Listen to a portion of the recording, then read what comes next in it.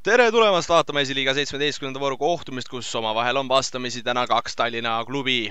Koduvõistkonnaks Tallinna Kalevi duubelvõistkond ja neile mittegi väga kaugelt külla sõitnud FC Tallinn. Kihlveokontorid täna võõrsil võistkonnale siin pike mõlekõrra ja sellega siis ühtlasi ka favoriidi koorma kanda on andnud. Aga tänase kohtumise toome teieni mina, Risto Int ja minu kõrval koha sisse võtnud Hendrik Mürk. Tere ka minu poolt. No nii. Ega jah, siin Kihlveokontorid Kalevile ülemäära palju armu ei andnud ja ühtlasi tegelikult lihtsamast Kristjan Seimoja keskväli kolmene. Aga siit me ei saagi jätkata, kui siit juba tulemas esimene ohtlik ja paneb Liiker käed vastu ning hetkel hoiab Kalevi värava puutumatuna. No Hendrik, kuidas Tallinn esmapull Lasne number 11 paremal äärel Lukas Kris-Leis ja tipuründes väravate löömise kohustus Jesse Esna kanda jäetud on, aga siin tuleb hoopis vaadata Tallinna tegutsemist ja siit pannakse esimene väga kiiresti võrku ära ja noh, mis ei saanud seal Haripovil esimesel kahel korral kätte, saaks öelda, nüüd siis kolmandal tuleb ära. Väga kenasti FC Tallinn siit oma esimese värava kirja sai.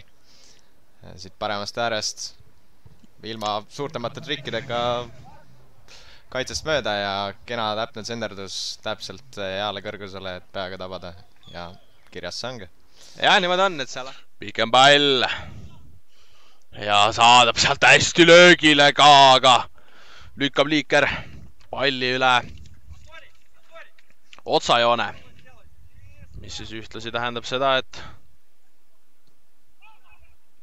ja siit tuleb teine ära ja no ikka väga-väga lihtsalt ja seal värava autoriks tundub, et on vanameister Kirill Nesterov ise.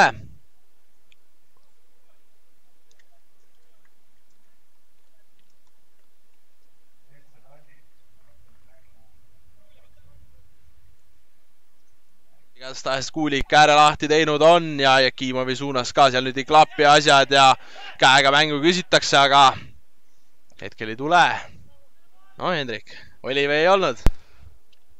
Siit nüüd midagi välja mõelda, tuleb löök ka ja no nüüd on küll pahasti, no ikka väga-väga pahasti ja sealt tundub, et kohtunikud hetkel ikkagi alastavad, et seal abikohtuniku lipp tõuseb, aga äkki, Hendrik, kuidas sulle see tundus, aga mulle sealt tundus, et Liiker ei saanud pallile pihta. Jah, samas panna tahtis, oli sükene, kus kedagi polnud, Laaseril tegelikult oli löögi koht olemas, et vasakule tuleb sealt korralt löök ka, aga saab sealt Polgov käed vahele ja klaarib sinna üle otsajoone.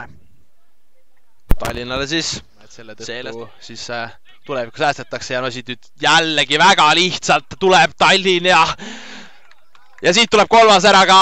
No näen Hendriku pearaputusest, et no lihtne oli, no ikka väga-väga lihtne oli see olukord. Plotikov no tegi seda, mida ta siin esiliiga tasandil teeb, et justkui kehakeelest ei anna mitte ühtegi aimu, et seda kiiret lahendust pakub, aga seejärel pakub, viis selle palli väga hästi sinna värava alla ja seejärel see lihtsalt ka võrku ära pandi.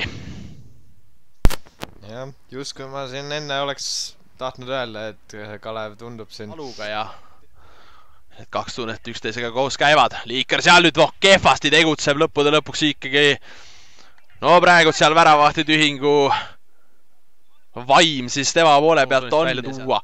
Nüüd on löögi koht ka ja sealt oi kui peene konks ja seal väga külmavereliselt tegutses noor mängumees.